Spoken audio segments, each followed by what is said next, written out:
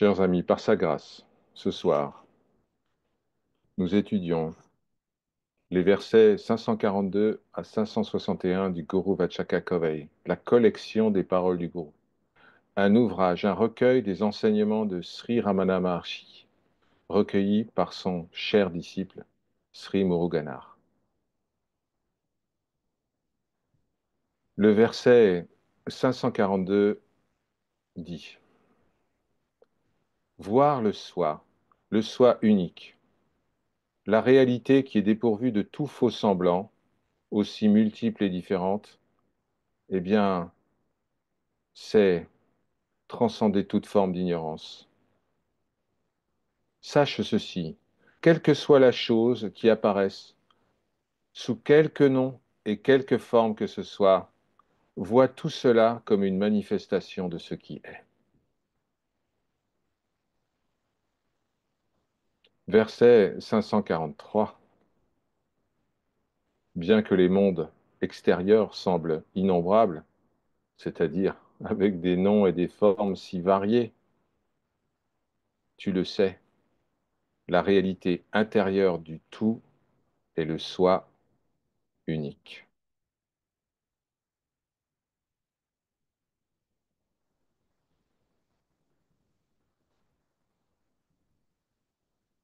Verset 544. Reconnaître que la véritable clarté, la félicité et l'existence non duelle sont en réalité une seule et même lumière, et savoir qu'aucune dualité telle que ignorance et connaissance n'existe vraiment, eh bien c'est cela la véritable connaissance. Vous reconnaissez ici certains versets d'Uladunarpadu, du poème philosophique de Sri Ramana Maharshi, la réalité en 40 versets, qui précise que ignorance et connaissance font partie du champ d'expérience du personnage et que la seule question à se poser est la suivante: à qui, pour qui l'ignorance et pour qui la connaissance apparaissent-elles? Cela est la véritable connaissance.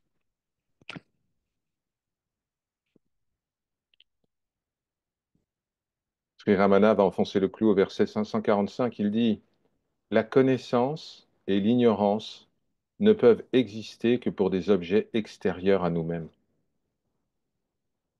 Mais, puisque connaissance et ignorance n'existent pas dans l'état réel où seul le soi brille de tous ses feux, la véritable connaissance est celle dans laquelle la dualité ignorance et savoir n'existe pas.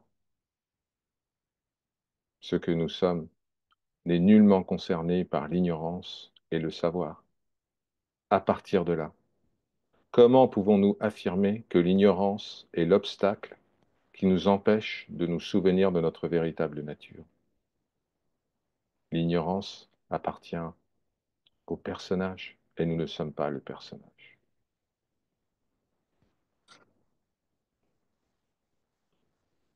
On va monter encore un petit peu. Verset 546. Certains disent, Socrate notamment, connais-toi toi-même, mais y a-t-il quelqu'un qui ne se connaisse pas lui-même? Dites-moi, n'est-ce pas de l'ignorance de dire j'ai réalisé le soi ou de dire je n'ai pas encore réalisé le soi? Qui réalise? Qui est attaché? Qui est libéré? Vous vous rappelez ici des paroles immortelles du verset 32, chapitre 2, Mandukya Upanishad, le grand classique de Gaudapada, le sage, le gourou du gourou d'Adi Shankara.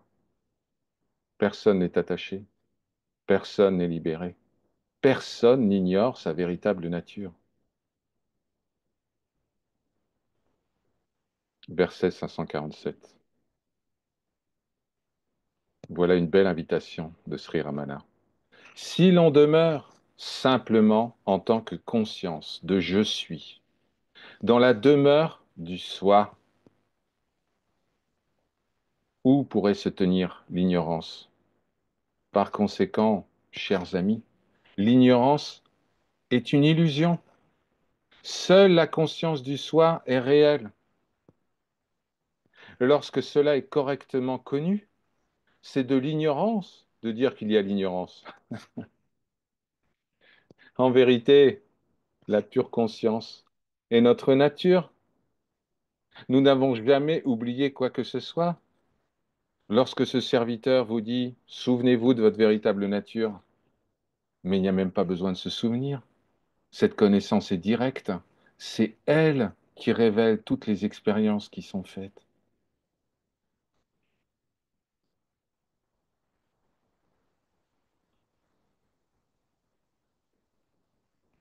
Verset 548. C'est seulement en tant que l'on pense, je sais ceci ou je ne sais pas cela, que l'illusion, je ne me connais pas moi-même, semble exister. Lorsqu'une telle pensée, je ne me connais pas, est éliminée par l'expérience de la connaissance du soi, alors toute forme d'excuse, toute forme de condition est vue comme inexistante.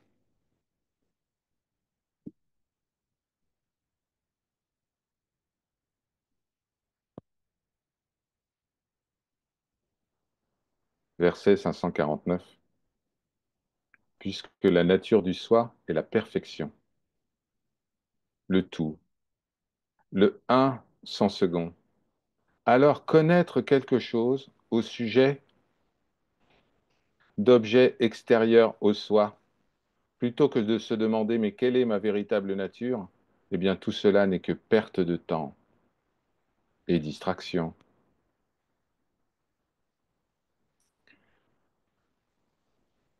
Maintenant, Sri Ramana va nous parler du rêve et de l'état de veille.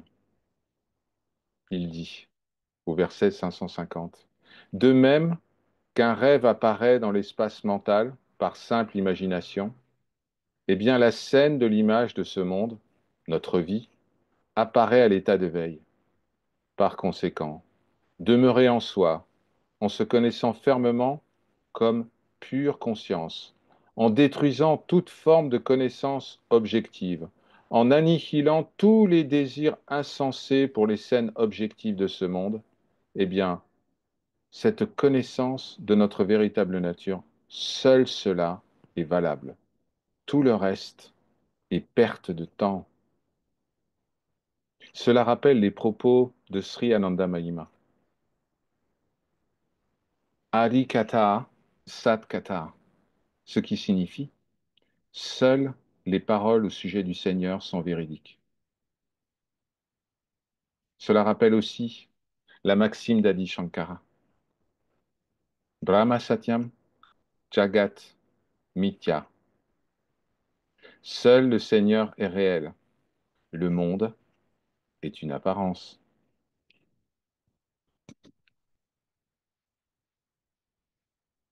Les ignorants vont prendre cher, même s'ils n'existent pas. Au verset 551, il est dit, seuls les ignorants qui ne s'intéressent pas et ne connaissent pas le cœur, le soi suprême, seront effrayés et trompés par l'illusion de Maya. Mais les connaissants du soi, les gyanis, qui ont goûté le soi suprême, l'océan de béatitude, n'auront plus jamais peur de rien. Ce serviteur vous l'a déjà indiqué, lorsque certains posaient la question, mais comment sait-on si on progresse sur la voie du souvenir de notre véritable nature, sur la Jnana Marga? La réponse invariable qui est faite par la tradition est la fin de toute peur personnelle. Des peurs peuvent commencer à apparaître, des peurs peuvent sembler continuer à émerger, mais ces peurs ne sont plus saisies, car il n'y a plus d'identification de saisie du personnage. Plus rien ne fait peur et nous ne faisons plus peur à personne. Voilà le signe clair, indiscutable de la mise en place de l'expérience directe du divin. Et c'est pour cela que dans l'iconographie védique, hindouiste, et même dans le bouddhisme, vous voyez les divinités faire ceci, cette main droite qui est présentée. Cette main droite a un nom, la symbolique de cette main droite. C'est Abhaya. Abhaya, ça veut dire n'aie pas peur. N'aie pas peur.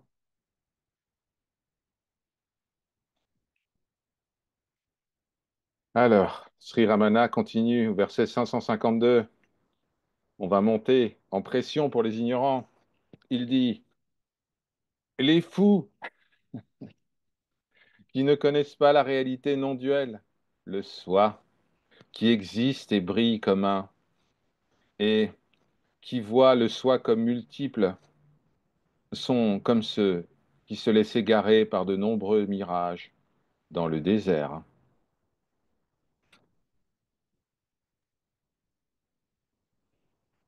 Verset 553. Ceux qui ont l'œil de la connaissance déclarent que l'état de veille et le rêve sont tous deux identiques.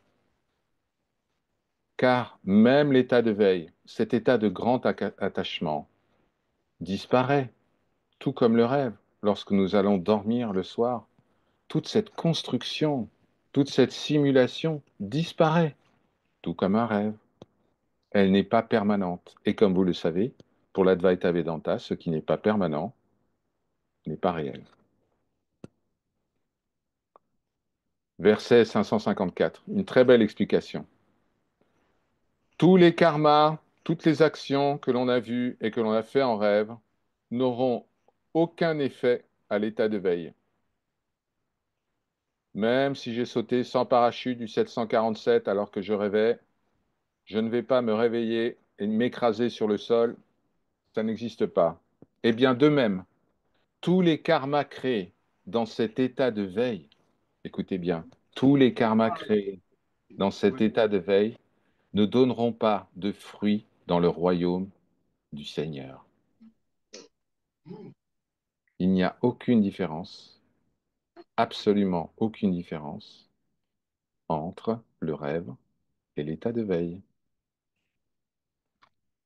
Ce verset nous dit quelque chose d'autre. Il nous dit qu'à partir du moment où il n'y a plus d'identification au personnage, les trois formes de karma se dissolvent complètement. Qu'est-ce que c'est les trois formes de karma, si certains d'entre vous s'en rappellent? Sanchita, donc c'est le karma, le stock, l'entrepôt de karma, de bonnes et de mauvaises actions accumulées vie après vie. C'est Prarabdha, la petite portion de karma que nous devons effectuer, que nous devons expérimenter dans cette existence. Et puis ensuite, Agamya, c'est-à-dire le karma que nous produisons au cours de cette existence. Très bien. Alors, chat. Donc, Sanchita, je vous l'écris, c'est le karma, le stock de karma. Tout ce que vous avez accumulé au cours de toutes vos vies. Vous imaginez le truc. Ensuite, vous avez Prarabdha. Ça, c'est le karma que nous devons expérimenter dans cette existence. C'est une fraction de Sanchita. Et ensuite, nous avons Agamya. Agamya, c'est le karma que nous produisons au cours de cette existence. Et voilà, les trois expressions apparaissent sur votre écran. Mais tout cela ne vous concerne pas et ne vous concerne plus, car tout ça, ça concerne qui? Le personnage que vous croyez être, mais vous n'êtes pas cela. Verset 555. Les Gyanis disent que le rêve et l'état de veille sont tous les deux des créations du mental, car dans les deux cas, les pensées, les formes, les noms, la cause, les faits, le temps, l'espace semblent exister de la même manière. L'état de veille et le rêve ont les mêmes caractéristiques. Sri Ramana poursuit son explication. Au verset 556, il dit, lorsque l'ego est à moitié épanoui, Eh bien, le rêve apparaît. Lorsque l'ego est pleinement épanoui, l'état de veille, l'apparence du monde, qui est en fait la pleine floraison de cette illusion, naît. Donc, demi-ego, c'est le rêve. Ego à 100%, c'est l'état de veille, pour Sri Ramana.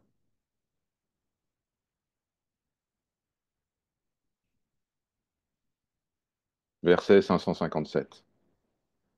Lorsque l'expérience des fruits des karmas qui ont causé l'état de veille prend fin, et lorsque les fruits des karmas à expérimenter dans le rêve commencent, l'esprit, de la même manière qu'il avait pris un corps comme jeu dans l'état de veille, prendra immédiatement un autre corps dans l'état de rêve. Ça va tellement vite. Et cela prouve la nature impermanente, la nature transitoire des perceptions. Verset 558. Si quelqu'un demande, mais non, le corps de rêve et le corps de l'état de veille sont complètement différents, alors comment une scène vue dans un rêve pourrait nous effrayer à l'état de veille? Ça arrive parfois, on fait un cauchemar, on se réveille et on est toujours dans la sensation qu'un tigre veut nous manger. Eh bien, cela est dû à la transition ultra rapide entre corps à l'état de veille et corps à l'état de rêve. En réalité, il n'y a aucune discontinuité entre le rêve et l'état de veille pour l'Advaita Vedanta. Aucune, aucune différence.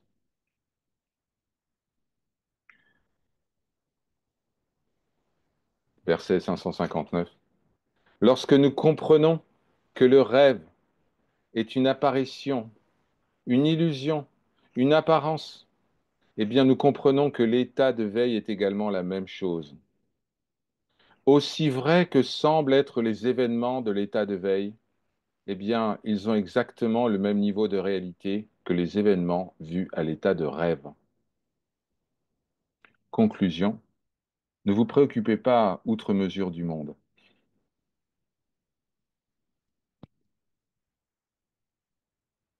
Verset 560. La réponse qui est faite par Sri Ramana parfois, des gens viennent et disent, mais quelle est la différence alors entre le rêve et l'état de veille? Et Sri Ramana avait dit à certains visiteurs, bah, l'état de veille, ça a l'air de durer un peu, alors que le rêve, ça a l'air d'être un peu plus court. Mais c'était une réponse qui permettait une ouverture, une introduction au sujet. En vérité, il n'y a aucune différence, car le temps lui-même est une conception mentale. Court, long, une seconde, 1000 ans, 1 million d'années. Mais tout cela n'est vrai que du point de vue phénoménal, que du point de vue de l'ego. Le temps ne concerne pas ce que vous êtes en réalité.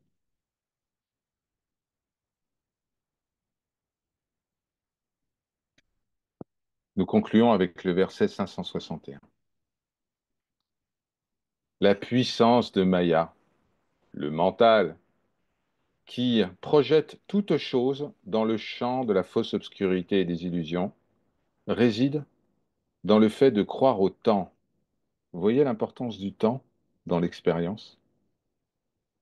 La puissance de Maya réside dans le fait de croire au temps. Maya nous fait croire qu'une seconde apparaît comme un millénaire et qu'un millénaire apparaît comme une seconde. Le temps est le paramètre qui nous permet immanquablement de détecter Maya. Vous vous en souvenez? Dès qu'il y a un commencement, un milieu, une fin, dès qu'il y a un passé, un présent, un futur, dès qu'il y a une cause, dès qu'il y a un effet, nous sommes dans le domaine de Maya, de l'illusion, parce que ce que nous sommes est immuable, éternel, indestructible, indivisible. Hari Om Tat Sat. Ceci est parole de vérité. Om Namo Bhagavate Shri Ramanaya. Nous nous prosternons devant le Seigneur manifesté sous la forme de Sri Ramana Maharshi, le sage d'Arunachala.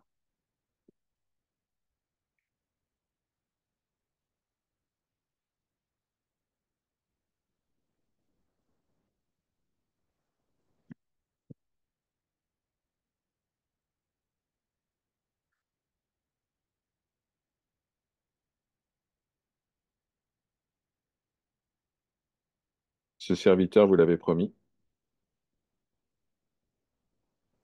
un petit inédit de Raja.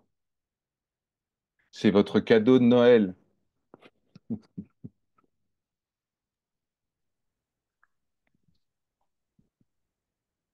Raja adorait écrire.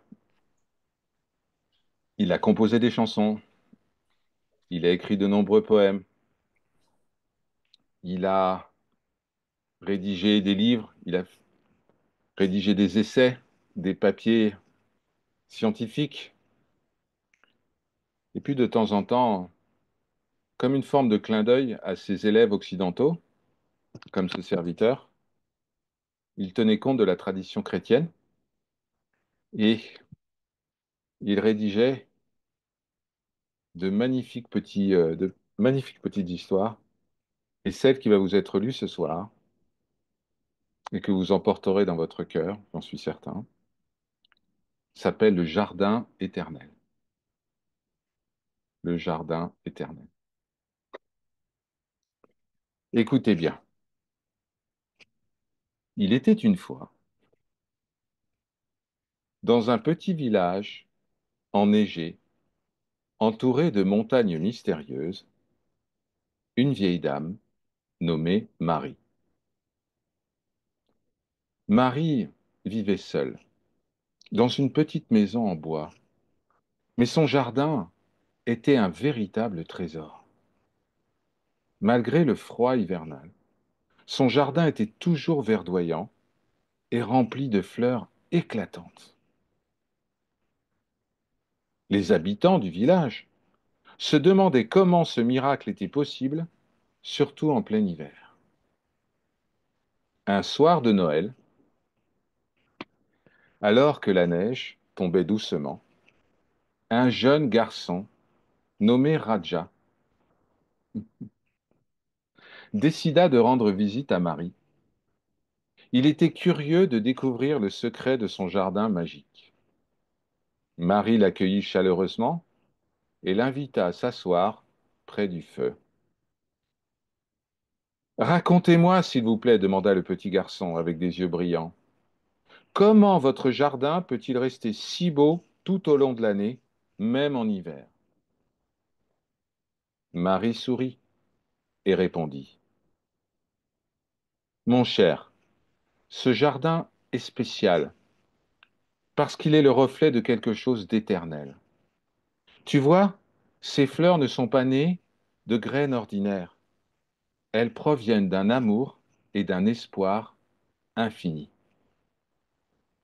Elle expliqua alors qu'il y a bien longtemps, elle et son mari Joseph avaient planté ce jardin ensemble.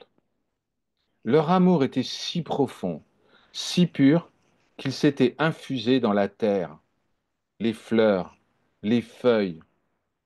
Joseph était parti depuis des années, mais leur amour continuait de vivre dans chaque pétale. Marie dit à Raja, ce qui n'est jamais né ne peut pas mourir.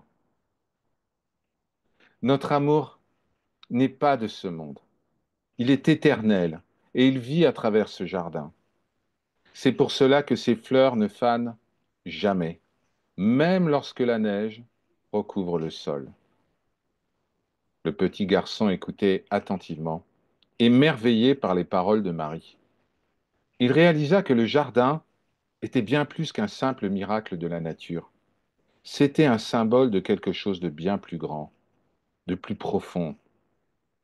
En cette veille de Noël, il comprit que l'amour et l'espoir ne connaissaient pas de fin, car ils étaient l'essence même de ce que nous sommes. Cette nuit-là, en rentrant chez lui, le Petit Raja sentit une douce chaleur dans sa poitrine. Il savait que tant qu'il se souviendrait qu'il est amour, joie et paix, il pourrait également demeurer dans le jardin éternel du cœur, peu importe les saisons et les épreuves de la vie. Ainsi, le village continua de s'émerveiller du jardin de Marie, et grâce à Raja, ses habitants purent se rappeler, chaque Noël, que ce qui n'est jamais né ne peut jamais mourir, résidant toujours dans l'éternité lumineuse de tous les cœurs. Bien des années plus tard, on frappa 3 fois à la porte de la petite maison de Raja, une maison bâtie au pied d'une colline majestueuse qui semblait parfois devenir rouge au moment du coucher du soleil. Je vous donne le nom de la montagne, Arunachala. Raja ouvrit et vit 3 hommes richement vêtus, qui portaient des cadeaux somptueux dans leurs bras. L'un des hommes dit, je suis le corps matériel. Où est l'enfant qui est apparu ce matin? Une étoile nous a guidés jusqu'ici. Je viens déposer tous les trésors du monde physique à ses pieds. Raja répondit ceci. Le monde est venu par lui à l'existence, mais le monde ne l'a pas reconnu. Évangile de Jean, verset 10, chapitre 1. Le deuxième homme prit la parole. Je suis le corps subtil. Où est l'enfant qui est apparu ce matin? Une petite étoile nous a guidés ici. Je viens déposer toutes les merveilles du monde astral à ses pieds. Raja répondit, l'homme qui vient derrière moi est passé devant moi, car avant moi, il est. Le troisième homme joignit les mains et dit, je suis le corps de gloire, le corps causal. Où est l'enfant qui est apparu ce matin? Une petite étoile, appelée Espérance, nous a guidés jusqu'ici. Je viens déposer toutes les splendeurs du monde causal à ses pieds. Raja dit, tous, nous avons part à sa plénitude. Tous, nous avons reçu grâce après grâce. Il poursuivit, sachez ceci, ô nobles visiteurs, quand 2 ou 3 sont réunis en mon nom, je suis est là au milieu d'eux. Alors les 3 hommes se regardèrent mutuellement avant de disparaître. En cette nuit de Noël, comme toutes les nuits, un et un, en un par l'un éternellement. Raja sourit et referma la porte. Il ressentait une immense gratitude. Si jamais vous oubliez ce qui est, ce que vous êtes, alors pensez au sourire de l'enfant au moment d'ouvrir ses cadeaux. Rappelez-vous que le présent est un présent et que c'est ici, maintenant, que ce qui est demeure dans ce sacré cœur appelé Chidambaram, l'espace illimité de la conscience une. L'enfant, l'homme, le maître, l'ami, dit ainsi. La gloire de l'Éternel est révélée. Au même instant, toute chair la verra. L'Éternel a parlé. Hari Om Tat Sat. Ceci est parole de Raja.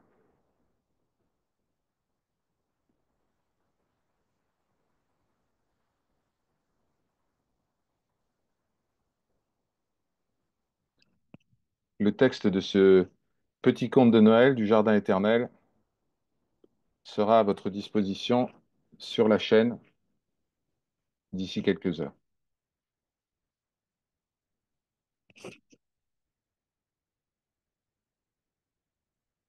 Grande émotion de lire ce livre.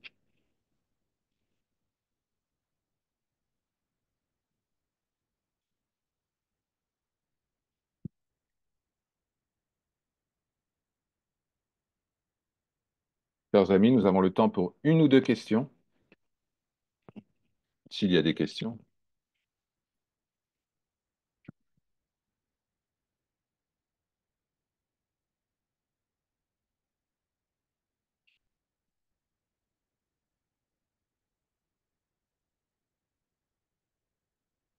Et s'il n'y a pas de questions,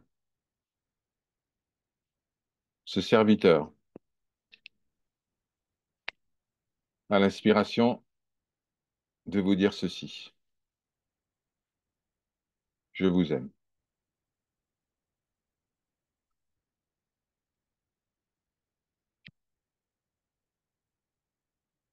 tout simplement.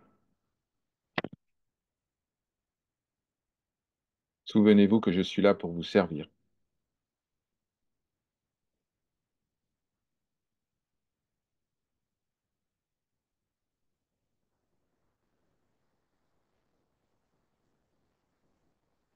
Souvenez-vous que je suis là pour vous dire ceci. Ne vous jugez pas. Ne jugez pas les autres. N'acceptez aucune définition à votre sujet. Certains d'entre vous ont vu un petit message de Noël passer sur WhatsApp. N'acceptez pas que le mental vous fige dans tel ou tel rôle.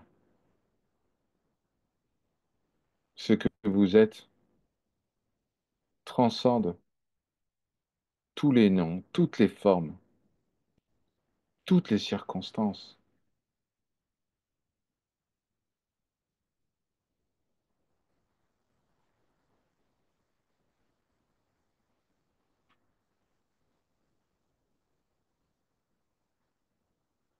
Ici, il n'y a que deux mots qui résonnent encore et encore dans le cœur de conscience. Aimer et servir.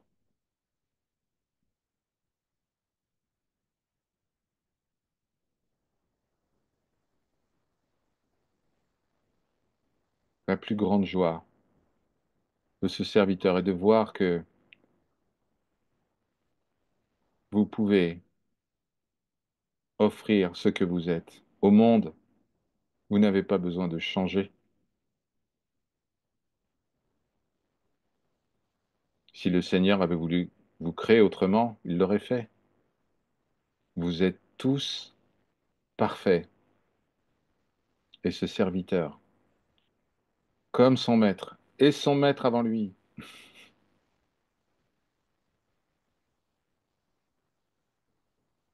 ne voit rien de plus grand que de servir les dévots, des serviteurs du Seigneur,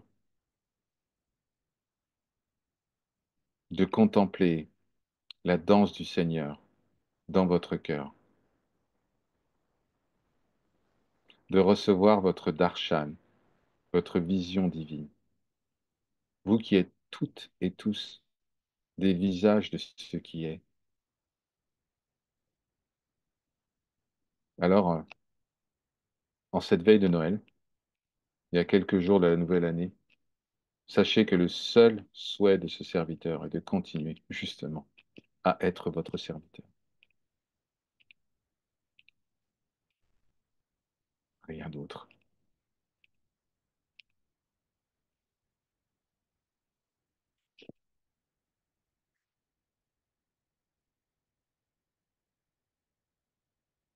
Par sa grâce.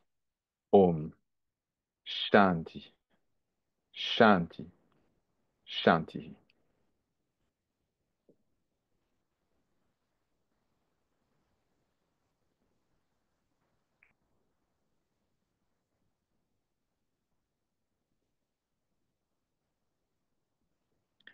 Que le Seigneur vous protège, vous guide et vous bénisse. Que la divine mère, porteuse du Verbe, vous prenne dans ses bras en cette douce nuit. Kalyanfo, soyez bénis.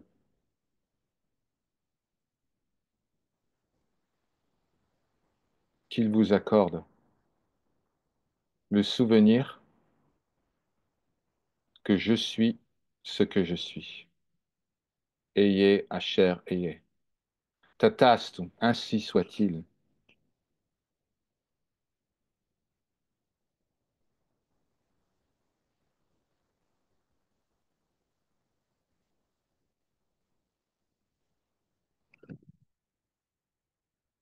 Très belle soirée de lumière, guidée par l'étoile de l'espérance.